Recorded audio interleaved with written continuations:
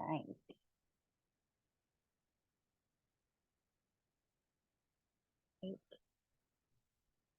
Hello, all. Thank you all for joining. We are just going to let folks start coming in before we get started. Thank you all for joining us.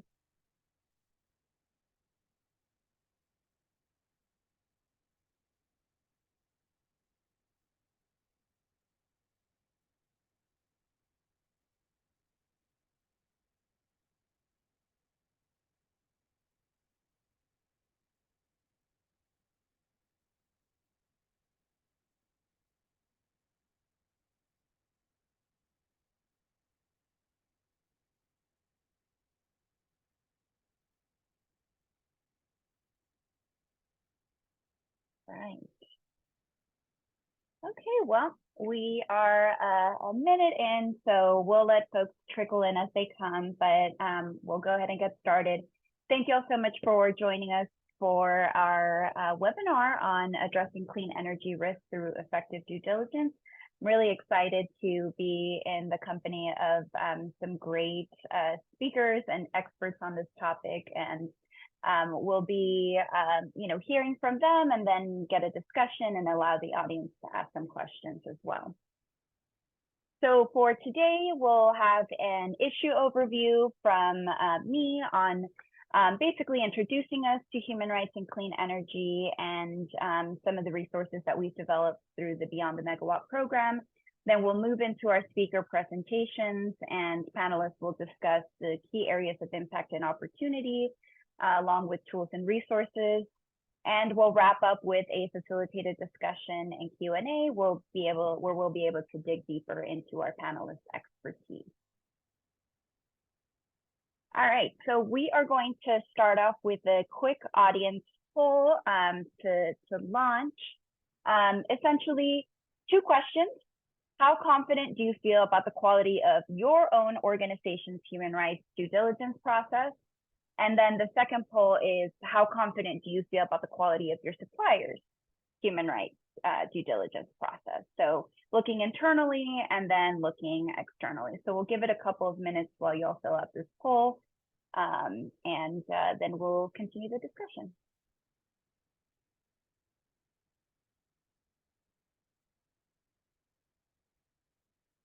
All right, so it's really looking like a little bit of a mix across the spectrum. Some feeling very confident, some somewhat, quite a few unsures on here. So it's interesting to see. Nobody feels not confident, so that's a good sign. But I think it can be difficult, and the unsure part, I think, is a key area here of really having an opportunity to expand upon this. So thank you for those of you who are participating. We'll give it a few more seconds and then we'll move forward.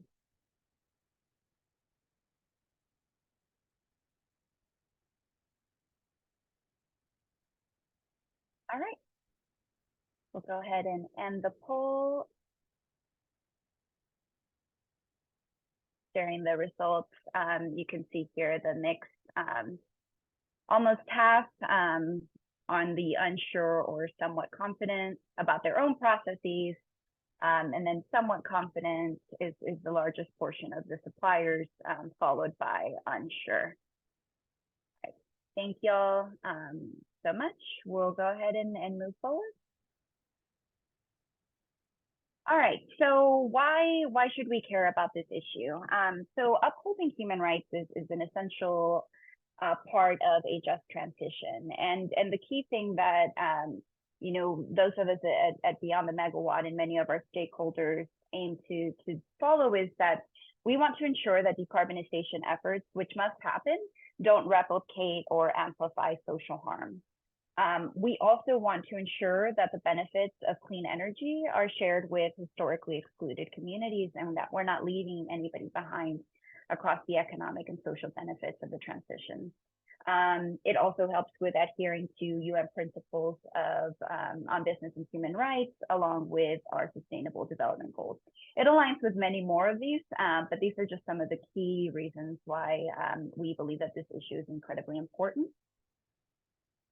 but it is also a strong business practice, ensuring that you avoid reputational risk, that you are avoiding reputational risk and financial risk is really tied to ability to avoid some of this negative media coverage and backlash that can come from that. Most customers will boycott based on values, and we have seen evidence of that come lately. We also know that social opposition is a large cause of project delays and cancellations, so it's a part of accelerating the clean energy transition. It's also about attracting the best talent and ensuring that as an employer, you are seen as an attractive employer committed to social values by potential employees. And lastly, and we'll talk a little bit about this, but you're also proactive in an evolving regulatory landscape.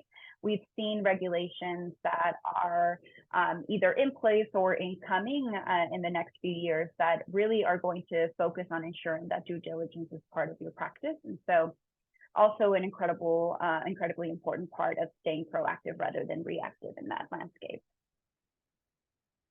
There are opportunities throughout the entire project lifecycle. This resource is available on our resource library, but essentially, this is just to say that, you know, human rights will be an issue from the point of mining critical minerals to the point at which your project might need to be decommissioned, and what are the impacts to the local community of closures, and of course, you know, really thinking about the environmental impact as well of recycling and all of those things. And so we really believe that ensuring that human rights are upheld is a life cycle issue, and there are opportunities to ensure due diligence across the entire project life cycle. And so a lot of the resources that our panelists will discuss today are embedded into our Beyond the Megawatt toolkit. It is a toolkit that is meant to be used by both customers and providers to ensure that you can evaluate your projects against best practices in social equity, sustainability, and resilience criteria. It is formulated or structured as a scorecard with category areas, questions, and then an ability to provide evidence for answering against these questions. And essentially what any users of this tool can end up with is a scoring mechanism and really an awareness building tool for what some of the baseline practices, advanced and leading practices in the industry are. And so we encourage those, we'll provide a QR code here at the end, but really encourage folks to download our toolkit. Within the toolkit, we have a resource page that will that includes many of the resources that, again, our panelists will discuss today, but everything from a guide and legal risk primer to a free, prior, and informed consent tool developed by Equitable Origin with partners, the procurement guidance that Helen will lead us through to address modern slavery, and then a benchmarking tool that Nico will discuss that also will allow for developers to understand what some of the issues, the key issues, key areas of growth and opportunity in the industry. So with that said, I have four incredible panelists who will each delve into their own presentations, and then we'll go into a discussion. But I am excited to have Alex Guaqueta from ERM, the Global Services Lead of Social Impact and Human Rights, Helen Carter, Lead Consultant, Modern Slavery and Human Rights at Action Sustainability, Nico Horvath, Consultant at the Business and Human Rights Resource Center, Nora Mardirosian, Senior Legal Researcher at the Colombian Center on Sustainable Investment. So I'll let them further introduce themselves along with their presentations. But with that, we'll move on to Alex. Alex, you have control to shift the slides on the left-hand side. So either that or I can shift them for you, but I'll let you take it away. Got it. Thank you. Thanks so much for the invitation. Delighted to be here with my co-panelists as well. I think Phoebe has given us a fantastic introduction. I'll build on that. Let me see if I can move the slides here. Okay, great. So I really wanted to start by introducing just ERM briefly.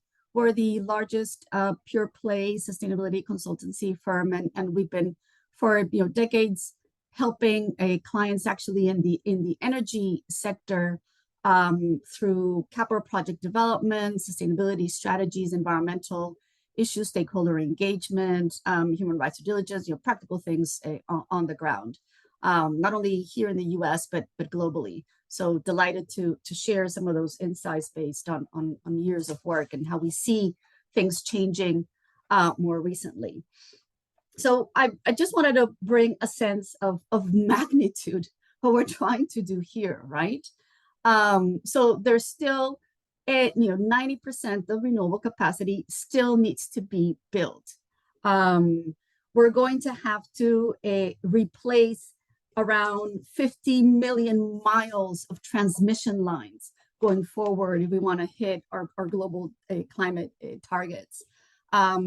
Also, a sense of magnitude on how this works in the value chain. So we still have 350 million electrical vehicles to introduce, and think about the charging stations for those electrical vehicles.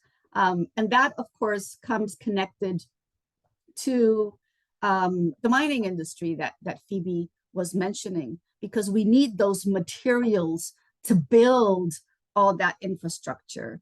So according to some of the official estimates, we're going to have to increase mining by around 400 to 600%, those critical minerals that go into wind turbines and other things. Lithium and graphite by 4,000%, again, if we want to reach our goals. And all of that requires a social acceptance. And so there's some challenges if you want all of this massive infrastructure being put into the system, also retiring old infrastructure, and then how energy is operated.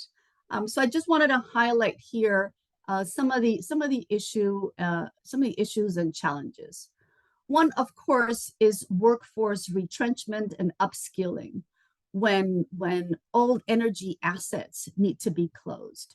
Again, across the globe, coal-fired power plants are being retired, for example. And there's anxiety, what's going to happen to people and communities who depend from those earnings. There's also a global conversation happening, between the North and the South, and some countries in the South that still depend from fossil fuels. And what does a just transition really mean for them? So it's one of the challenges. At a very practical level, then, when you're introducing new infrastructure, and Phoebe had this in the toolkit that she mentioned, site selection, where to place new energy facilities, land acquisition, right? Who are you buying the land from? And is that having a positive impact around communities or not? Permitting. It's very interesting that permitting, even in developed countries, has not quite caught up with a human rights and a social approach. Actually, the formal system does not provide enough space for meaningful consultation with potentially impacted communities. And there aren't actually embedded methodologies to understand social impacts and to understand which of those may constitute human rights impacts. So what we're seeing on the ground is that many companies see themselves having to go beyond domestic permitting regulation to do that meaningful engagement and to understand better what their impacts are. I like to focus, for instance, on land. Land acquisition is not even covered by the permitting process of energy because it's considered a transaction that happens way before. So all of these details really start to matter quite a bit when you want to wrap your head around potential impacts, but also the social acceptance of projects. Now, from an industry perspective, I wanted to draw some lessons from other industries that have tackled these issues before. Mining is an example. And mining still needs to get things, do things right and get things right still after many years of experience. But take the Mining Association of Canada. They have as a compulsory requirement for members to follow social performance and human rights standards. It's compulsory. Any company can decide not to be a member of the association, but those who are members have to do it and have to report publicly progress in following both environmental and human rights standards. So something that we're finding in this very diverse new energy world is that we still don't have a center of gravity where the industry has committed to standards, and just by being part of an association, then it provides a trust. It signals that they are following, certain standards. So I still think that place, nascent place where the industry globally finds itself is still a bit of a challenge, but it can learn very quickly from others. And then finally, value chains. And I think that others are going to touch that in the panel, so I won't look into detail on this, but there is increasing regulation, the Corporate Sustainability Due Diligence Directive just being one of them, that is actually asking companies to really identify, prioritize, understand, address human rights in the supply chain. So that has consequences across the value chain, and companies are really trying to understand how to implement this in practice. It's actually keeping us quite busy at ERM. Then one of the, whoops, went too fast here with the cursor. One of the challenges that I wanted to highlight, it's actually our language. We use different terms, and do we mean the same thing? Are we all talking about the same people issues when we're trying to galvanize action, when we're trying to demonstrate progress on social impact themes? And I like to paint this picture of social just to simplify things for people. There's the do no harm side of it, which is respecting human rights. And here the UN Guiding Principles on Business and Human Rights is the accepted global standard that tells us how to do no harm.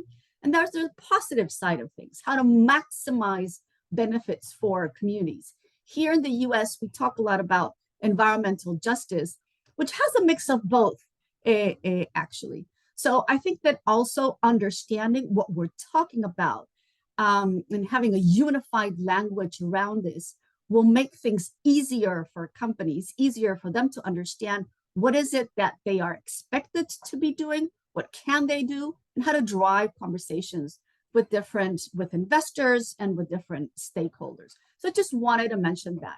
So yes, just transition, I see it as a broader umbrella where you need to ensure that there's no harm as you introduce and you phase out and phase in energy infrastructure, and you're operating new energy infrastructure. But it may also add other aspects of climate justice, for example. And so here in this next slide, it's one that we're using in ERM to have conversations with our clients, also to understand the different aspects of social that they can be looking at. One, respecting human rights. The other one, addressing inequality, and then supporting social dialogue. Again, some of the formal processes don't allow meaningful conversations between local municipalities or the public sector or governments and companies and communities or workers at the same time. So these three strands of work being built into management systems, we find provide a useful way to be practical about the things that need to get implemented on the ground to respect rights. I think I'm there with my time, so I'll hand it over back to you, Phoebe, and the other panelists. So much, Alex, and we'll be able to dive deeper, but as the audience, if you start developing questions, please go ahead and put them in the chat or in the Q&A, and we'll get to them during our discussion section. So thank you so much, Alex. And we will move on to Helen Carter now with our next presentation. Oh, you're still on mute, Helen. I did unclick that and now it's come back again. So, hello, everybody. Well done, Alex. I really enjoyed that presentation. Thank you. And thanks, Phoebe. Great start. My name is Helen Carter. I work for Action Sustainability. We're a consultancy that specialise in sustainable procurement. So particularly looking at supply chains and value chains. The terminology is getting very mixed these days. And specifically looking at how we can help organisations within this space.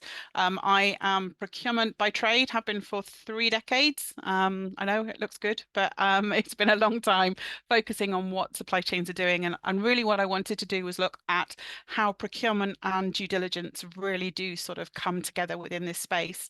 I lead the stream specifically looking at modern slavery and forced labour. So I'm going to dive a little bit into one particular aspect of human rights, although I do appreciate there's quite a few of them within this space.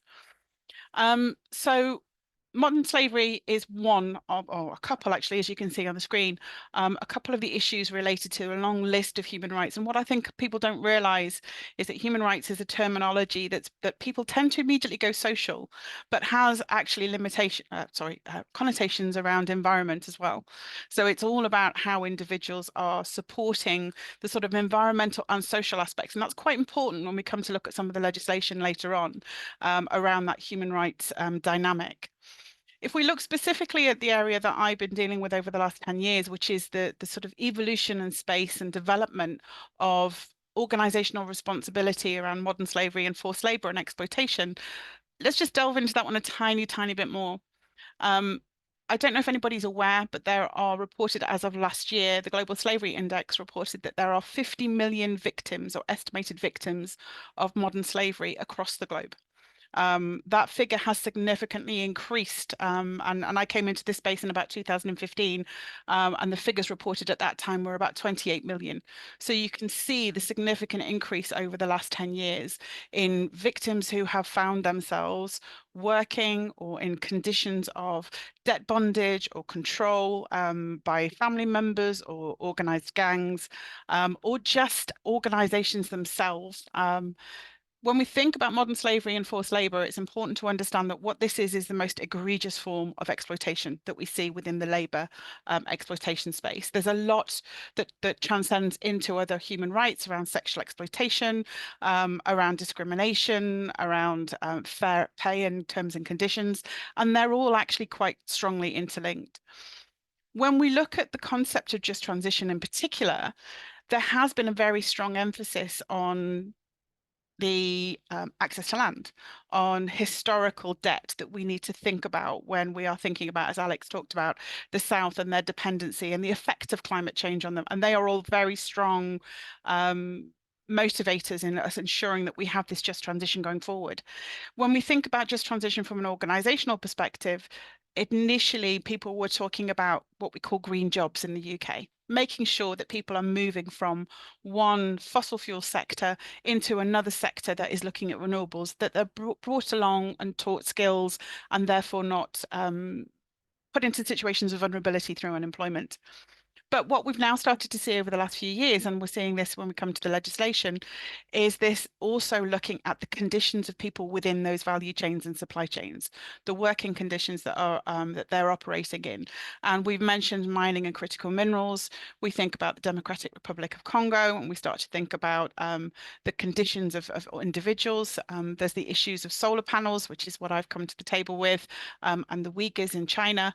We are seeing within this renewable sector lots of issues of exploitation, forced labor, and modern slavery that organizations have to start thinking about.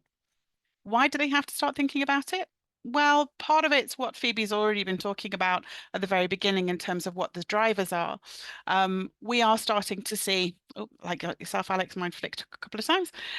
We're starting to see this massive, what I lovingly call a tsunami of legislation and regulation. It's not just in the US, it's not just in Europe, it's across the globe. And you can see here, Europe, Asia Pacific, USA, and each individual sort of continent sector has their own types of legislation that they're putting in place.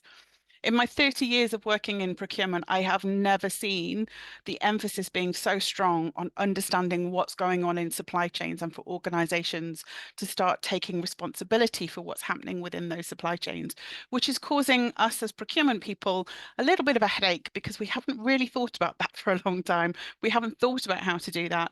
And if we think about how our organizations are structured, we're still very much motivated by a CFO who wants to understand our savings. So this is a huge concept thinking, a shift for us to start thinking about the fact that we have a responsibility for our supply chain, and this legislation is testing us. And although we are looking at directives here that have started to talk about forced labour, child labour, you can start to see through things like the CSDDD, the Corporate Sustainability Due Diligence Directive, easy for me to say without having enough coffee, things like the CSRD, they are actually starting to talk specifically about understanding due diligence across a range of issues. So as organizations, I know some of you on the call have probably got sort of multi-jurisdictional issues. You've probably got foots in lots of camps globally.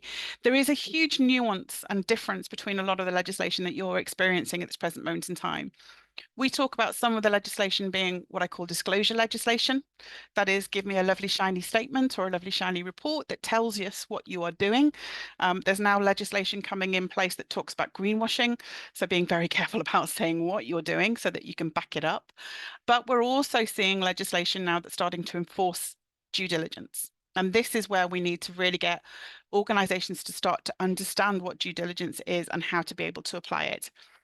Where we've started to see legislation in the US, and we've got the same in Europe from the regulation prohibiting forced labour products, we are also starting to see sanctions. And we're starting to see supply chain disruption because organisations are not really giving good credence or good resource or thinking around understanding what's happening in those supply chains and are not being able to evidence sourcing.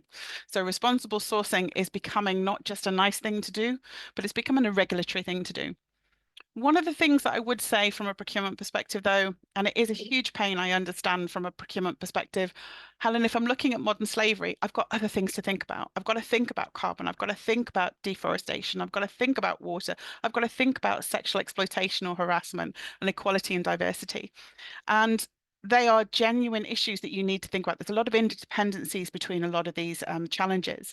So a lot of what you need to think about when you're looking at your due diligence to be able to comply with a lot of these requirements and go beyond actually is about understanding a good sustainable procurement approach. So there's an international standard called ISO 2400, which actually gets organizations to do some sort of risk assessment and prioritization of what the impacts are within the supply chains so that you can then start to think about the right remediation and mitigation and identification strategies that you need to have in place.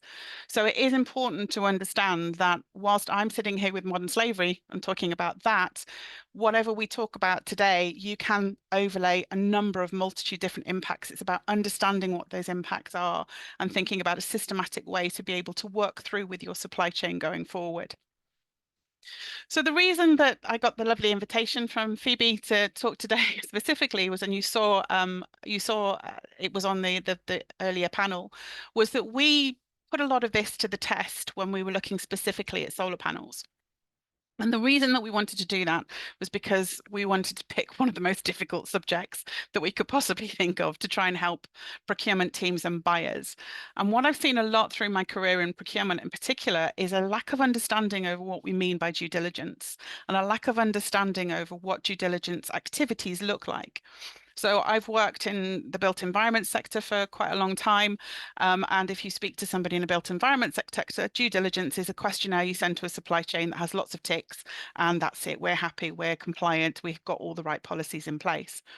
But the reality is that when we think about due diligence, this is not a mechanism that your organization should be thinking about to state that you have no negative impacts happening within your supply chains. That's not what this is about. Due diligence is not about, I can stand here and say everything's clean, ethical, responsibly sourced. You will have significant issues in your supply chain without a doubt.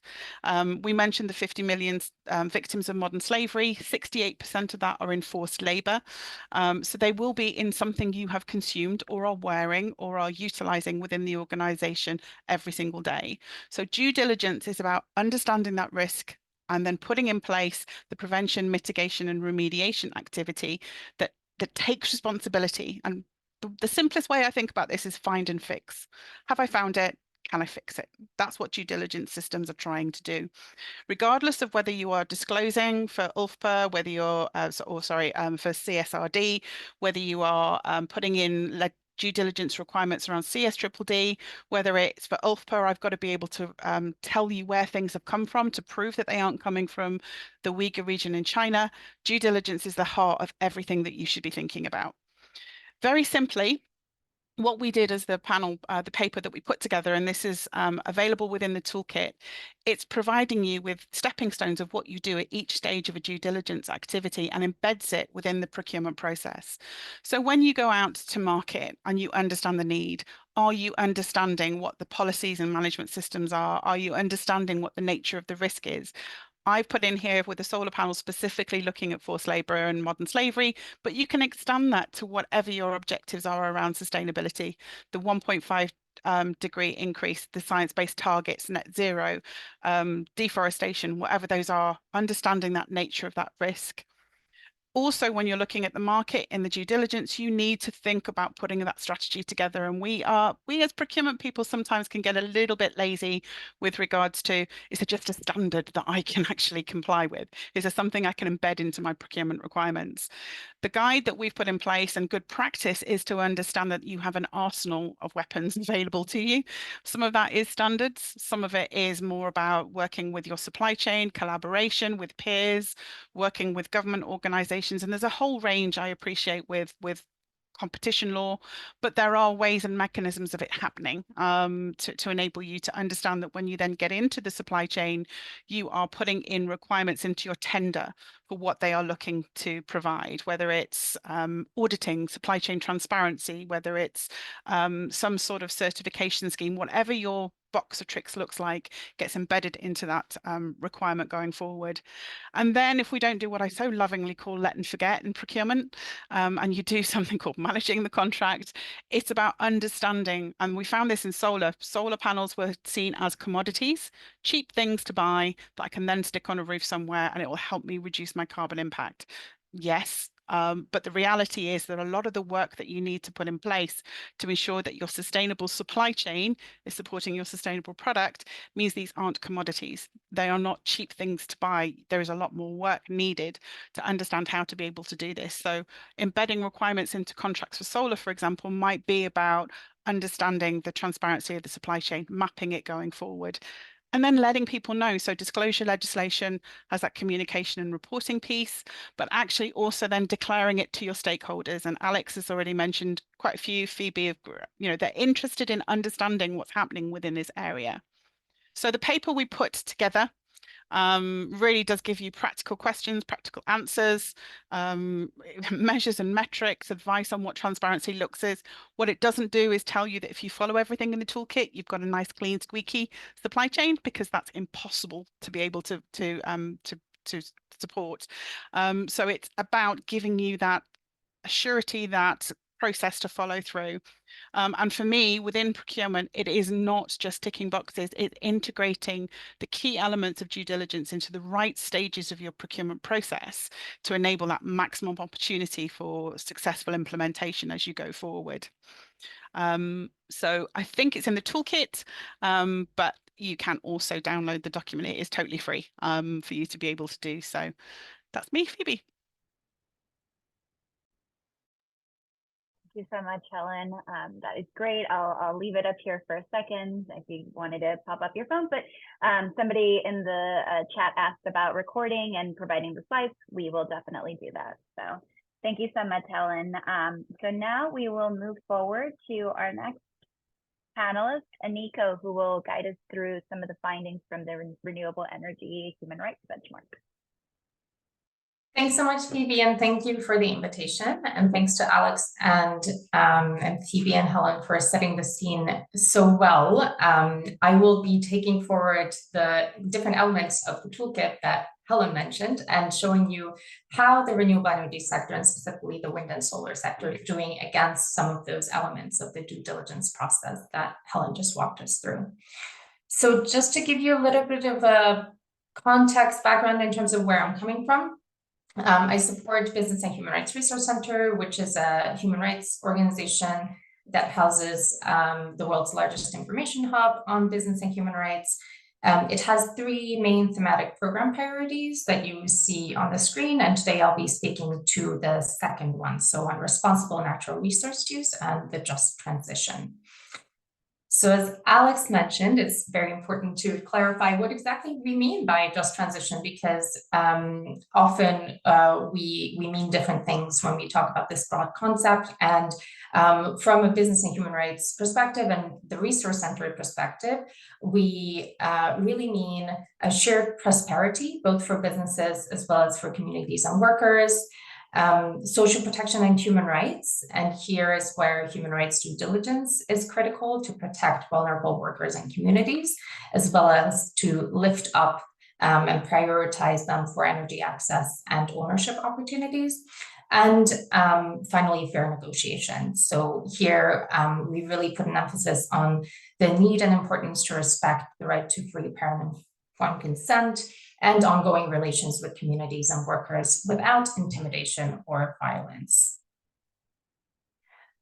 So it is within this context that the Resource Center developed the Renewable Energy and Human Rights Benchmark.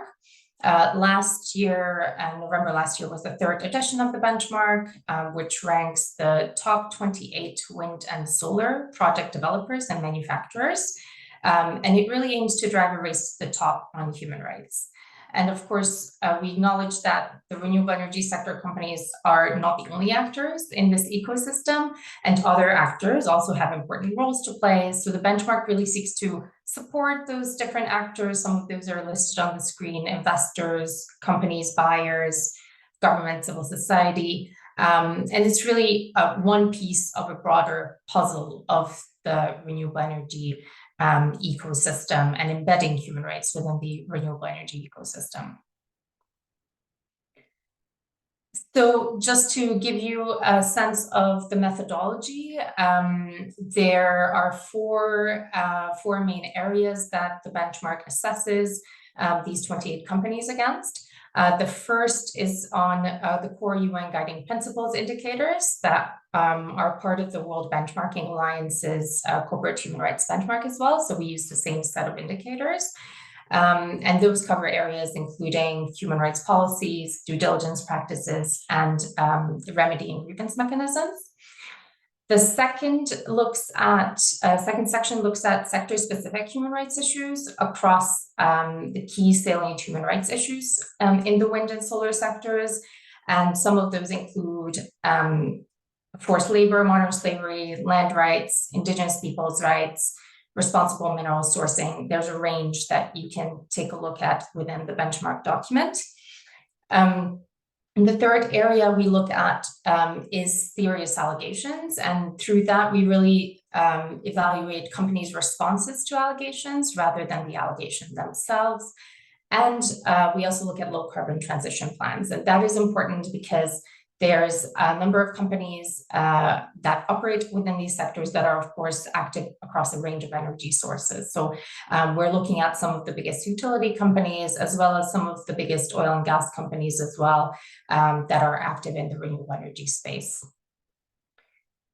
So in terms of key findings from last year's benchmark, the first is that climate action and the focus on the energy transition remains critical. Transition plans are simply not comprehensive or effective enough in terms of integrating the principles of a just transition. So that continues to be a key area to watch and to focus on.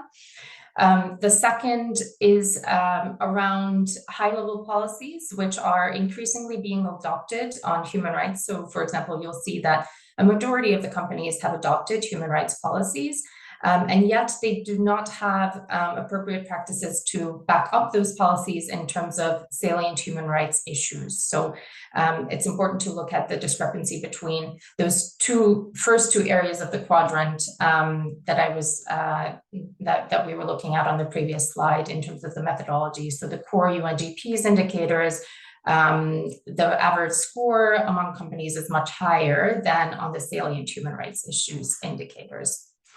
And finally, there's a continued gap between policies and practice. So the gap between that second quadrant on salient human rights issues and the third quadrant on serious allegations. This is especially evident when there are policies on paper on certain issues, but there are at the same time allegations on those issues as well. So that is also an area to continue to watch. This is an overview of a high-level aggregated result of the benchmark. As I've mentioned, there's much more detail in the benchmarking document as well.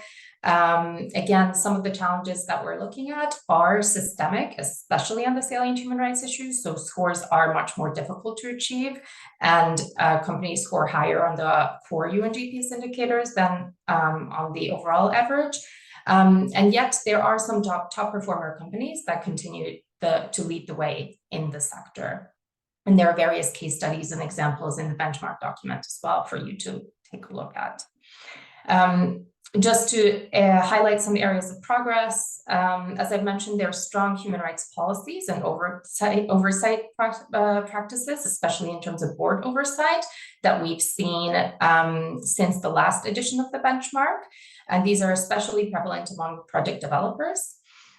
Grievance mechanisms as well. We were surprised and pleasantly surprised to see that actually all project developers and almost all manufacturers also have grievance mechanisms available, at least for workers. And on human rights defenders, that's another area where we were pleasantly surprised to see that there are now 8 companies in the benchmark that have policies in practice to respect the rights of human rights defenders, compared to none in the last edition.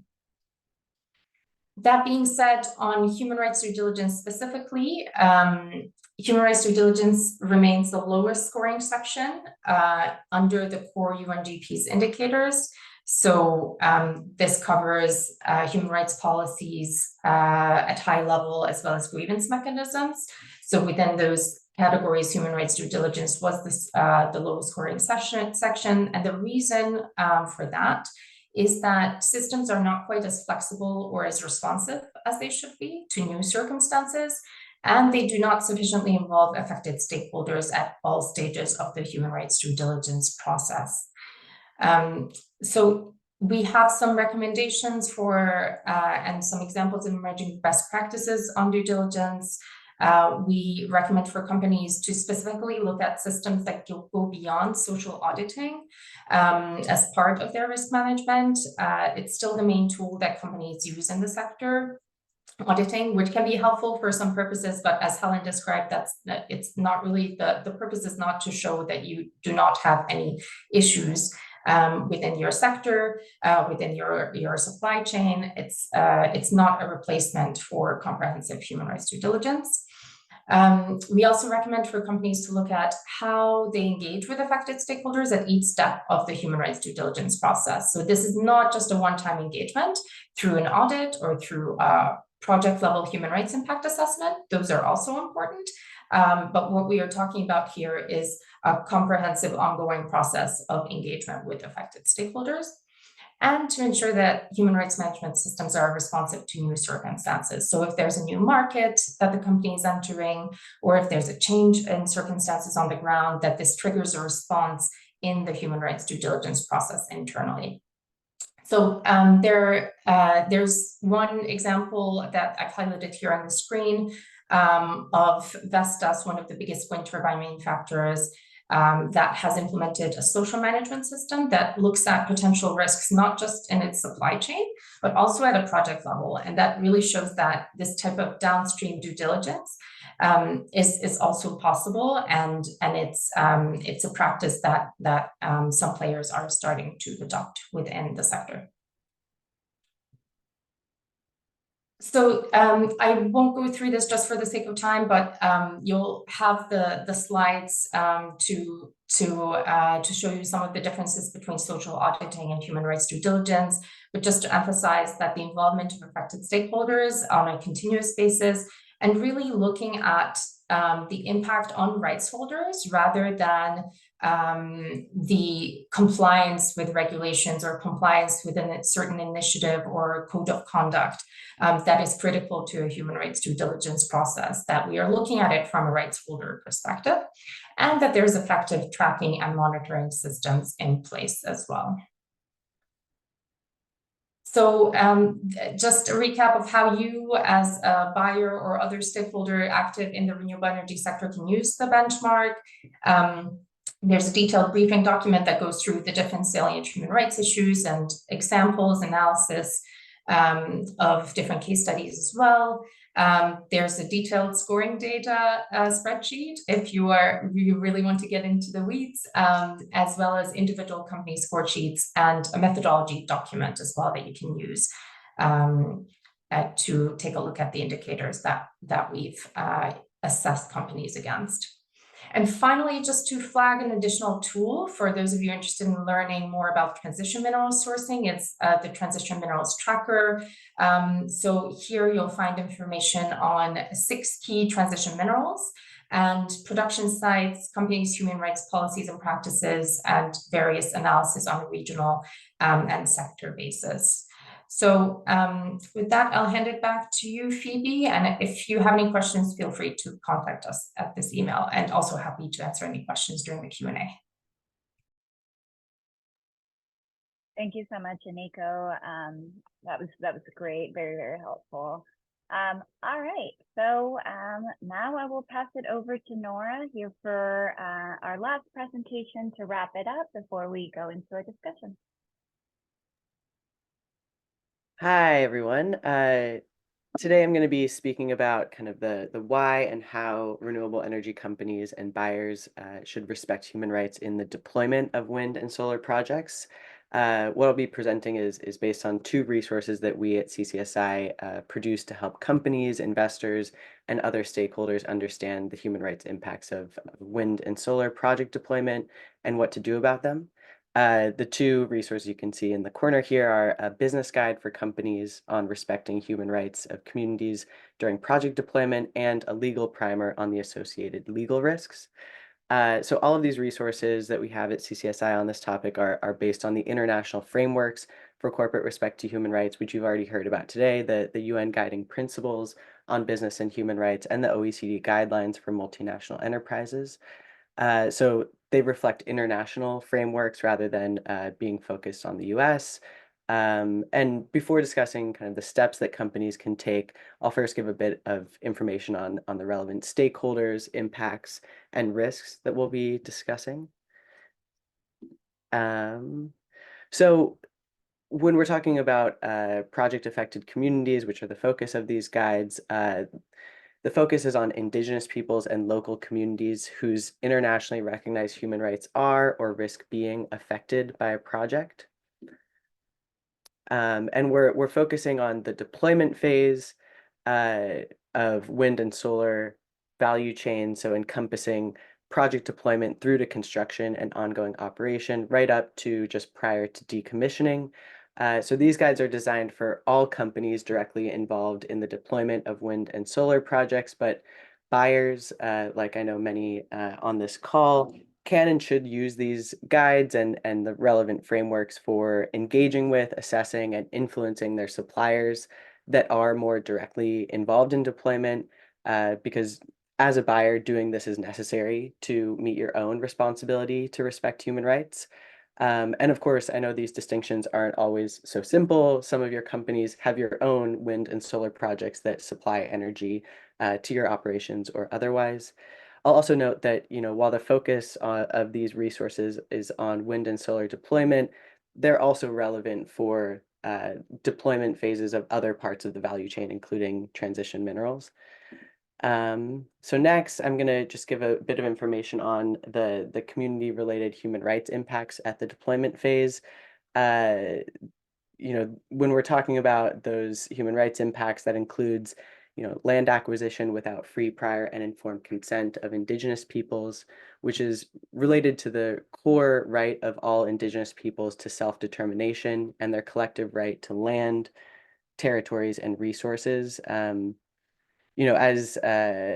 Alex mentioned, when it comes to Indigenous peoples and communities' rights, it's important to note that the formal system doesn't always provide, enough space for meaningful consultation. So companies have to go beyond just complying with domestic regulation to ensure that they're respecting human rights and that they have a social license to operate.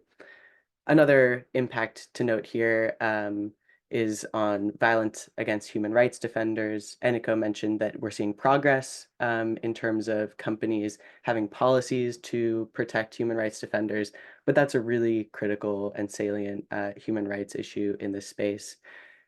This also includes labor rights impacts and other issues that you can see here. And this isn't an exhaustive list, but it gives a snapshot of some of the most common and severe community impacts that we see during deployment. And these negative human rights impacts are obviously bad for those impacted, but our research also shows that they're bad for companies who face increased legal, operational, financial, and reputational risks that can flow from their failure to address impacts on human rights.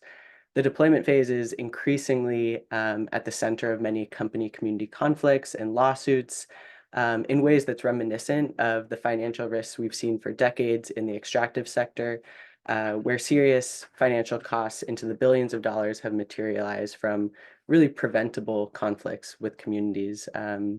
Even simple delays can be very costly into the tens of millions of dollars, even though mitigating those conflicts and preventing those conflicts would be far less costly. We've seen some examples in the renewable energy space that replicate these patterns, and we see, to name one that you might be familiar with, there was a $1.2 billion wind project in Mexico that was met with community opposition because of a failure to obtain free, prior, informed consent of Indigenous peoples. And that led to community roadblocks, litigation, and non-judicial complaints. And ultimately, the project was forced to relocate. So these are really serious, costly business risks.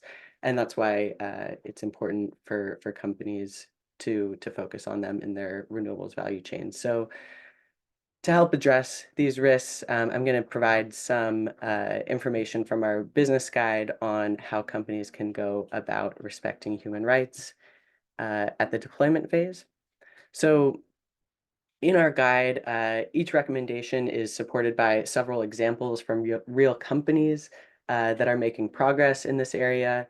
Here, I've organized these recommendations under 4 key pillars. So the first ones here are on governance and policy commitments. I'll go through these kind of quickly and share some examples to show this is feasible and already good practice in the sector. I'll also mention a few connections to the BTM due diligence framework, which largely aligns with these recommendations, as does, of course, the Business and Human Rights Resource Center's benchmark, which is really useful and valuable in this space.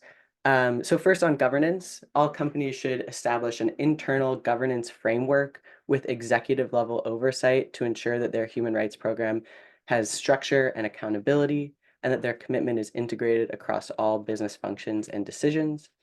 On policy commitments, the UNGPs have really clear expectations for what companies' human rights policy commitments should look like, and we provide guidance on meeting those expectations, along with having more tailored policies for community engagement, free, prior, and informed consent, and the protection of human rights defenders. In our guide, you can see the example of Enel, which has a human rights policy that was approved by its board of directors and commits to the UNGPs and has some specific standards when it comes to Indigenous rights. Enel also extends this policy to the company's contractors, suppliers, and other business partners, and in particular calls out security personnel, which is very important when it comes to potential community conflict and risk to human rights defenders. So next, the second set of pillars here is due diligence, integration, and remedy, and partnerships.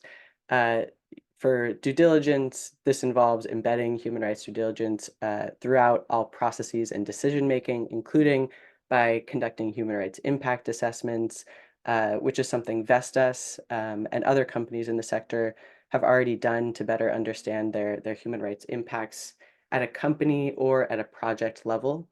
As Helen and Eniko helpfully explained, due diligence isn't about a tick box exercise. It's a really ongoing process of honestly understanding risks, engaging with affected stakeholders, and putting in place measures to address those risks. Helen also helpfully noted the role of contracting here, and I'll call out the work of the ABA's Model Contract Clauses 2.0 and the Responsible Contracting Project, which lay out some really helpful best practice for contracting to respect human rights. This human rights due diligence area also involves acting to prevent and mitigate human rights impacts, including by obtaining the free, prior, and informed consent of Indigenous peoples, which it's great to see the BTM due diligence framework sets as an expectation for suppliers. Finally, on this due diligence area, this also involves establishing and implementing effective grievance mechanisms to remedy human rights impacts. And it's also great to see that the BTM framework provides really strong guidance on this point, setting the expectation that suppliers have procedures for receiving, documenting, communicating, and responding to, and to actually remedying grievances in alignment with the UNGP's effectiveness criteria. And finally, the last area on partnerships, we provide recommendations with regard to business partners and how companies should work with them to improve their performance. This also involves engaging in industry and multi-stakeholder groups like SEBI, as well as exploring project equity models with communities.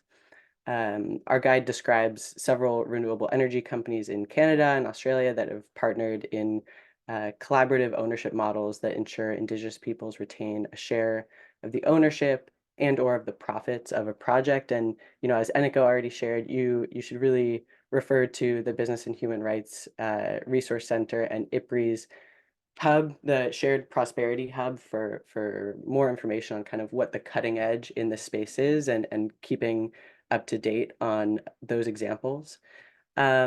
And so I'll kind of wrap up and point you to our business guide and legal primer and invite you to review them and reach out to us if you have any, if you'd like to engage more about them. And I'll also note that on our landing page, you can find a PowerPoint slide deck for human rights champions inside of companies that want to communicate these issues internally with colleagues and other partners. And thank you again for the invitation. And it's been really, really thought-provoking to hear from the other panelists. Thank all of you for that great presentation. So yeah, we'll have a discussion now. And one of the things I want to start off with, I know, Alex, you were keeping on time, but one of the slides you didn't get to go very much into was on how buyers can assess their own maturity level on human rights due diligence. And I'd love if you can share a little bit more about some of the guidance that was in that slide and any thoughts you have on that end. Absolutely, Phoebe. And if you have the deck and you can put it up there, I'm happy to talk through it. I was just mindful of time. So yes. Look, I think as you put it up on the screen, one of the big, I guess, conclusions that we get from the whole panel discussions is that there's several aspects of social impact and human rights to cover, right? And companies may be at different moments of their journey of embedding these policies, practices, procedures in their own systems. And it may be that a company has one section of the company that is way ahead, but another section of the company that isn't quite there yet, a different business unit that is new, that has been set up specifically for new energy solutions, and they still don't have the know-how. So one of the things that we find very helpful in our conversations with clients is to reflect where they're at in the journey so that they can be very practical on the aspects that they need to address. So we like to see these different layers. So the social impact and human rights let's say, respect side of things, the do no harm side of things, than just transition, which covers do no harm, but goes beyond that, right? So in our just transition, when we refer to just transition, we do want to see also what the positive positive impacts may be on people. And then there's the aspect of that meaningful dialogue with stakeholders, that meaningful consultation. And you can hear me stressing the word meaningful. We know that a lot of teams on the ground are doing a lot of engagement with folks that sometimes is a little bit, public relations or community relations, but a meaningful engagement is quite different. It's really guided by transparency about what the adverse impacts may be and also the positive impacts.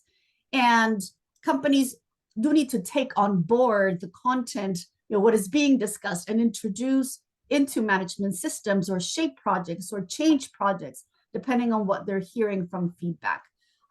So these maturity levels, I know that this is a common term within companies. You look at maturity levels in health and safety, maturity levels in your environment management system. So the S in ESG also has these maturity levels. And so you would notice from the scale, the level of ambition as you work your way through improving your management systems. Sometimes you're aware, your first basic level is about being aware maybe of some issues happening. And then as you work through things, you have proper management systems that will help you have a fuller understanding of those risks and opportunities, not only in your procurement practices, but in the permitting, operation, management, which as a buyer of energy, those are the questions that you should be asking if you want your suppliers of energy as well. Where are they at in their maturity level? And that will also help you as a buyer of energy understand where your due diligence should focus on. So hope that this provides a useful tool. Thanks, Phoebe, for prompting that. Of course. And I think, we certainly, and a lot of the community of buyers that we work with are starting to think about scope 3, right? And looking at the decarbonization of your suppliers. And we feel that human rights is such an important part that can be embedded into that process. If you're already working with your suppliers to ensure that they're decarbonizing, the human rights due diligence can be pulled into that process of engagement. Anything else that you'd like to add, Helen, on assessing maturity as buyers? I know it's since you have the procurement lens. It's an important part, and I think there's an element here of the systems and processes of organizations to be able to understand the maturity. So what I tend to see is organizations starting off with that very much of what's my term and condition, what's my contract clause, can I put that in? Thank you very much. Moving into actually, I intimated it through my element, changing of lenses on procurement. So supply relationship management, continuous improvement, development of supply chains. In some of these areas where you are driving cost as being the motivator, I want the cheapest energy, I need the cheapest solar panels, that's my overriding sort of objective, that's totally in conflict with the fact that you need a much more bigger strategic approach to how you procure these things. And I think the other thing to think about is, and we did this within our guide, is to understand the concept of leverage. And again, within the UNGPs or the sphere of influence, some people tend to talk about, is we see a lot of buyers talking about, well, I have these ambitions, but fundamentally, if I went to, I'm one organization, how do I go to a BP and tell them that they have to? And actually, again, this is about changing that maturity of understanding procurement and the fact that you've got a multiple of different approaches and strategies in procurement that need to be applied. So actually thinking, and I think Nora did it great, that the partnerships, who do I partner with that aligned with me with the values of what I'm trying to do? So using the tools that Alex has talked about, the stuff that we've got in your toolkit, that Nico's talked about, that's in ours, it's all very much about open dialogue and collaboration with that supply chain and understanding how we move within in that space. And what we see a lot with a lot of organizations is I'm going to go to the suppliers quickly and ask them. They're the ones that do it, and they're not set up themselves yet to be able to have those conversations and make the decisions in procurement in the right way. So I always liken it to the tortoise and the hare. It's being the tortoise, not the hare, and putting that systematic approach to how you procure in, get your own maturity in place first. Do we know what we're trying to do? Have we got the right motivations? And then have we got the right relationships with the right suppliers? Do we need to move from transactional to strategic in our procurement to enable us to get the best value out of what we're looking for that would allow us to look at this? That's a big buy for a board. That's a big buy for a board that would see something like energy as, I just need something cheap. And then maybe would see, okay, I'm looking for carbon. If you then add human rights on top of that, that's definitely a good correlation. There's definitely a good a good relationship there, but that needs a very, very good department to show those interrelationships, interdependencies, to be able to get them to move. So if you're having those conversations, you're definitely in the more mature space, and need to set your procurement team up. Yeah, Helen. So, you know, in this is an evolving landscape. A lot of the customers that we work with here at SEBA are focused on developing in the United States. That's where a lot of the projects have taken place. But we're starting to see an increasing level of projects abroad and a lot of interest. You know, recently we've launched a program called Clean Energy Demand Initiative. We've launched an academy to train suppliers. And so this means that more and more projects will be developed abroad and will be developed by many of our customers. And so, Nora, I'll start this one with you. You mentioned, you know, Indigenous people and locally affected and local communities are as those who are likely to be affected by projects. So how can buyers and developers in this space ensure that they are working within the local context and, you know, ensure that they are basically taking the overarching principles that are for international audiences, but ensuring that they're catered to a local context, like what kind of research or, you know, what would you recommend? And we'll start with you, and then if anybody else wants to add to that as well. Yeah, well, I would start by, you know, reflecting what you started us off with, Phoebe, about that respecting human rights, including the rights of Indigenous peoples and local communities, is a really essential way of building trust, you know, getting a social license to operate, getting community support and buy-in, and avoiding opposition. And that's true anywhere in the world, including in the US and globally. And so what I think is important is being proactive about engaging and having consultations with communities and understanding how projects will impact them. And, you know, ensuring that you have really meaningful, as Alex highlighted, meaningful consultation, meaningful participation, and including them at the earliest phases of a project. And, you know, I think adopting a human rights-based approach globally, even if your company is based in the US and has most of its operations in the US, it really helps make things clear across your operations and procurement.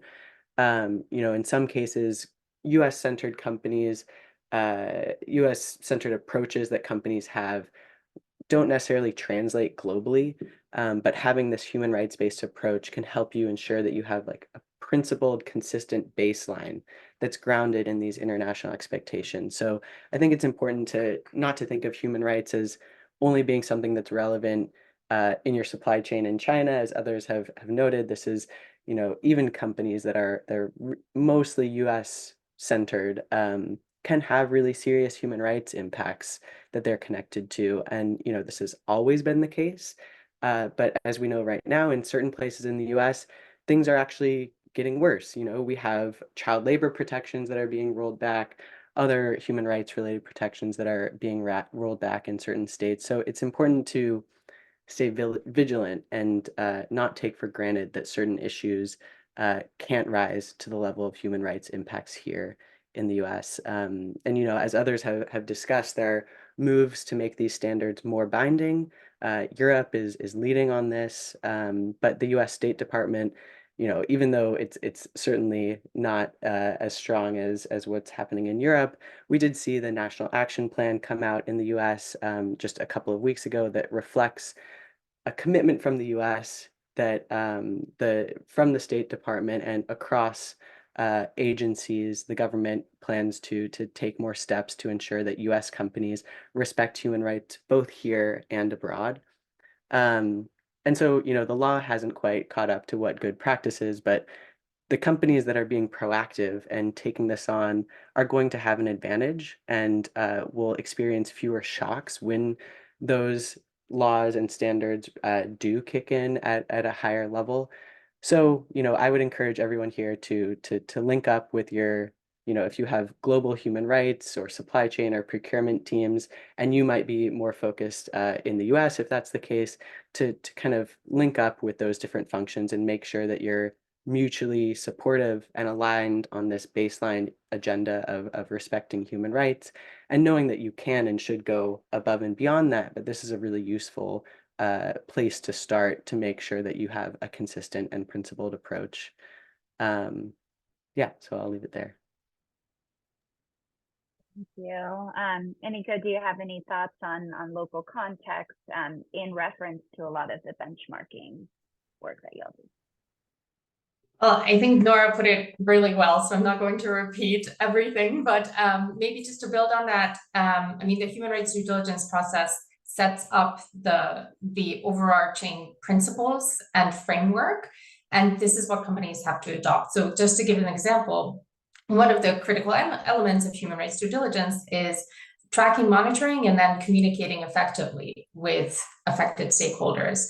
So yes, we have to communicate, but how do you do that? That depends entirely on the local context, because it's not going to be the same in the US as it will be in other countries, in developing countries, with indigenous communities, etc. So one example from the benchmark, one of our indicators for respecting Indigenous people's rights is around community ownership and benefit sharing agreements. And there, one of the critical areas of engagement with Indigenous peoples is recognizing that they have the right to decide what their own priorities and benefits should be. So that is one of the areas that companies have to understand, that they're not going into a community and saying, well, this is what you're getting. Are you happy with that? Yes or no? That's not how it works. And I think that's why it's important for companies to take a step back, absolutely get the internal buy-in. And I think that's really, really important to go through that kind of maturity assessment process in terms of where your company is, what can you take forward, what stages, what internal stakeholders you need to engage to get these points across, and to be able to implement these broad human rights concepts within local communities and affected stakeholders on the ground, because that will make the difference.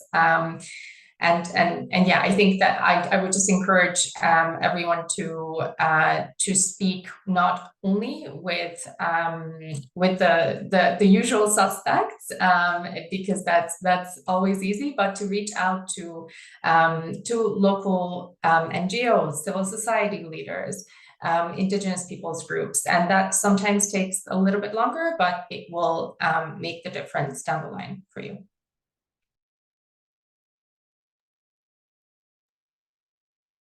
Thank you. And so I'll tell the audience, if you have a question, you can start putting it into the Q&A. We'll allow a little bit after this last question that I have for you all. So Alex, you mentioned that there's an increase in critical minerals that are going to be needed for the transition. This comes up a lot. And Nico, you mentioned the transition minerals tracker. And with our Beyond the Megawatt toolkit, we have a section on many sections on that intersect with human rights, and then we also care about environmental sustainability.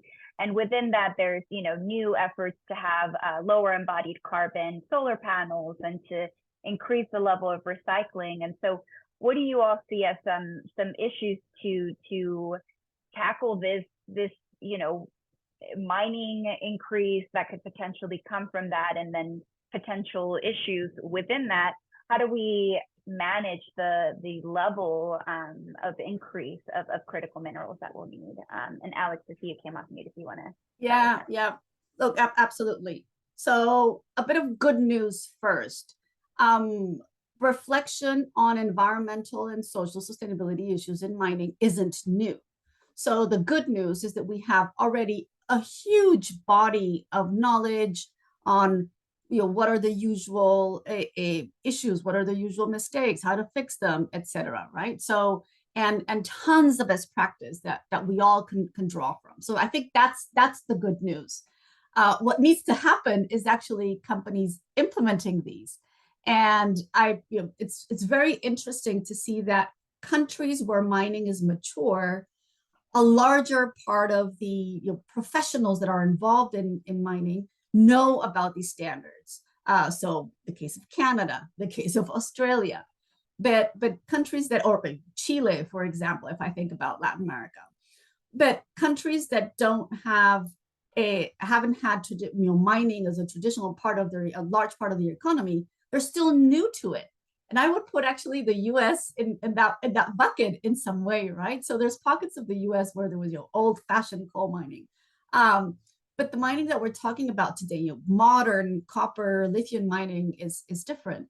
And so what really needs to happen is that very quick uptake by the companies of these very practical best practices that we know that can happen in mining, with regards to land acquisition, land management, water management, emissions, all of that, and then how that connects and intersects with people. So if there's a sector that knows how environment and human rights intersect, is really around that sector. So I do think that sometimes it's just overcoming that mental Rubicon, and the practices are there, and companies can use them. I think that there will be, for instance, in the U.S. with new critical minerals, there is a change in the conversation. I think conversation is becoming far more modern in the U.S. than what it used to be 10 years ago. So I think that's progress. Thank you. That's a very, very good point. Helen, would you like to add something? Yeah, it's an interesting space right now, because I think there's also another complexity level on top of it, which is the geopolitical space, which is going to have a massive effect. So the reality is that from a supply chain perspective, there is probably enough in there for everybody, whether it's good or bad. But the reality is that I liken this to the next sort of space race, the next arms race, because critical minerals are so critical for what we are actually using. We are finding a brilliant book, I don't know if anybody's read it, called The Elements of Power, which is about understanding the importance of critical minerals, and in fact the investment certain regions on the globe have undertaken for decades to ring fence critical minerals, to the point in Europe, for example, we have the new critical minerals legislation that is designed specifically for organizations to understand where are they getting critical minerals from, and actually who do we shall I say friendshore with? Who do we become partners with to ensure that we can gain access to some of these things? So I think this provides us with a massive challenge, but if you want to turn that on its head, it also provides us with a massive opportunity when we think about sustainability, because at the risk of sounding kind of old, we can start to think about going back to this idea of the whole life. How can we build and design things better to allow deconstruction, decommissioning, to extend the life of some of these minerals and products, to allow them to be utilized actually in future products? So, the best thing that we could do, we saw this with solar panels. When we were looking at the solar panel paper that we were putting in place, I had quite a few people saying, Helen, I know it's forced labor, but can you make sure that we've got something in there around recycling, that we've got something there about demand management? And I think what we've got to do as individuals in our organizations is stop thinking about running for bells and whistles all the time, and actually going back to first principles of, do we need it? Can we extend the life? Can we design it differently to enable us to sort of minimize the impacts a little bit of the critical minerals? I know it sounds kind of idealistic, but it's actually starting to happen in a lot of the electronics industry. So we need to make sure that when we're putting strategies together, we're overlaying these multiple complexities of critical minerals. We are going to need a lot of them. It's going to be difficult and tough. As Alex has said, there's some hope with the standards, but I do think we need to go back to first principles sometimes as well and start to think about how we design, how we build, how we decommission, how we can make things work better, because that actually gives us a big impact from a human rights and an environmental perspective too.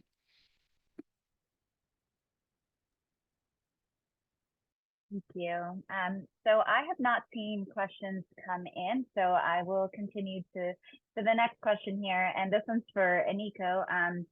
What are some of the key drivers for change? I know we had discussed this for folks in the industry, whether they are buyers or developers or manufacturers, that you wanted to discuss in reference to your benchmarking methodology.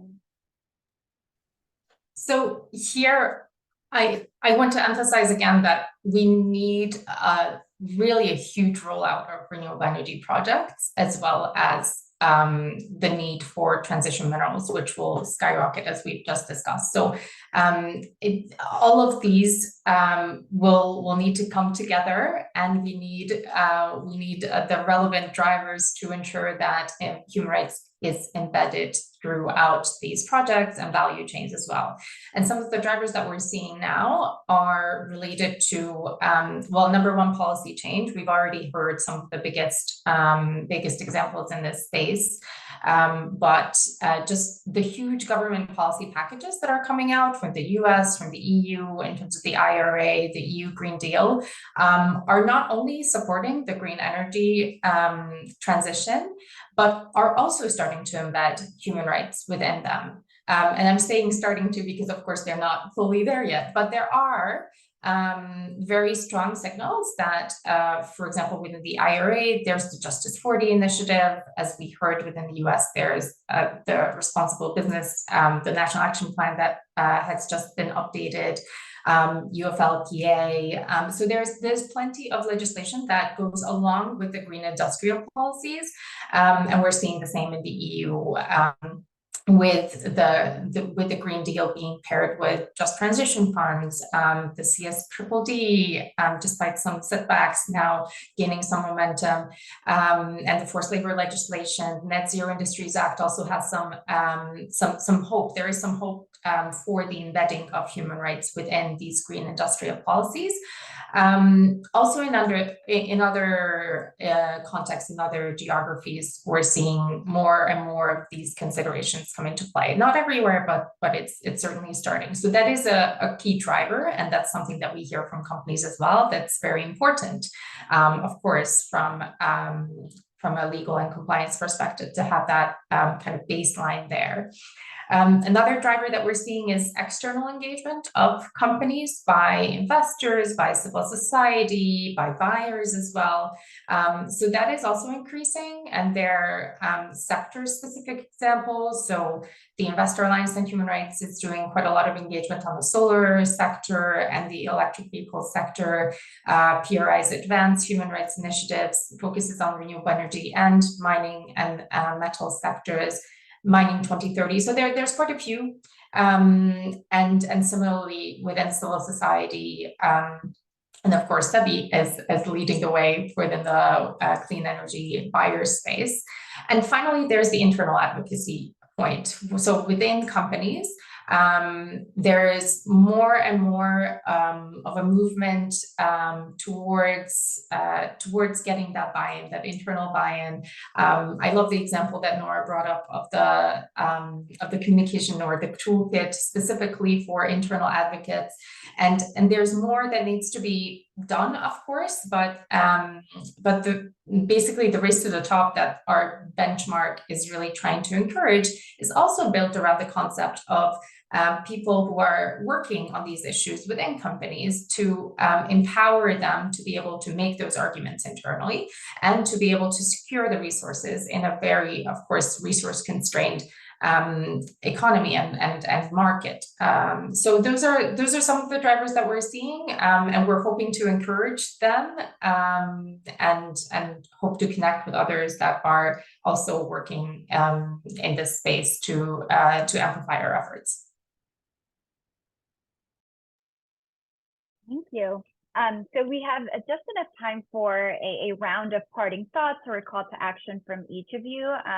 Maybe about 30 seconds to say that. So Alex, I'll hand it over to you if there's anything you want to say to our audience before we wrap up. Sure. Look, any time is a good time to improve and to start. The maturity model is a good way to start reflecting. Just do it. Thank you. Nora? Well, I don't know if I can be that short and sweet, but that was I completely agree. I mean, you know, every company is starting from a different place, and for many it might be that you don't have a human rights policy commitment, and that is a really good entry point to get started. Making sure that you also have human rights governance, that it's not just a policy that's going to sit there, but that you have a way to embed it and do that across your operations and value chain. And I mean, I guess the parting word is also that this might all sound very overwhelming and complicated and contentious, and it can be, but it's also the good news is that the vast majority of people are supportive of renewable energy deployment, and even local communities and indigenous people are not necessarily against projects being deployed in their area. They just want to make sure that they're included in the process to make sure that the transition is truly fair and just. And so I think there's a lot of promise and hope and opportunity there. Thank you. Helen? Yeah, I don't think I can follow any of those. The three things I'd get organizations to do. First thing is understand your risks, understand exactly what you're looking for. That helps an awful lot. So don't broad brush. Increase awareness in your organization. A lot of people have preconceived ideas over what we mean by human rights. They don't really know what they are. So really getting people to understand the issue is a really important part. And as much as I love legislation, she says, with her tongue firmly in her cheek, compliance is not the way to go in this space. So, it's about going beyond compliance and being ready to react to that legislation, because it's confusing at the moment if you just go down that compliance route. So really try and push and understand that fundamentally addressing all these issues has two benefits. It helps your business, and it helps the people involved within it. And they're the two lenses you should be thinking about. How does it affect my people? How does it affect my business? And they're good places to start. Thank you. Nico, we'll wrap up with you. Thanks so much. So my three key messages for the audience would be to connect, and connect. And by that, I mean connect internally first, as we've heard, connect across your departments, and raise awareness internally, then connect with your peers. Others are already taking first steps, or way beyond first steps in this space. So speak with others, and SEBI is a great place for that. And connect with affected stakeholders and bring their voices to your peers and to your internal colleagues, because that could make all of the difference in terms of making the case for change. So thank you. Thank you so much. All right, I am going to launch a quick last poll. This helps with our KPIs. How much did this session help improve your understanding of human rights and clean energy and areas for impact? And so thank you all so much to our speakers for joining us. And yes, please download our toolkit. I'll share this last QR code over here. There we go. All right, before we log off, wanted to say thank you. My contact information is on here. QR code for our toolkit is on here. Please reach out anytime.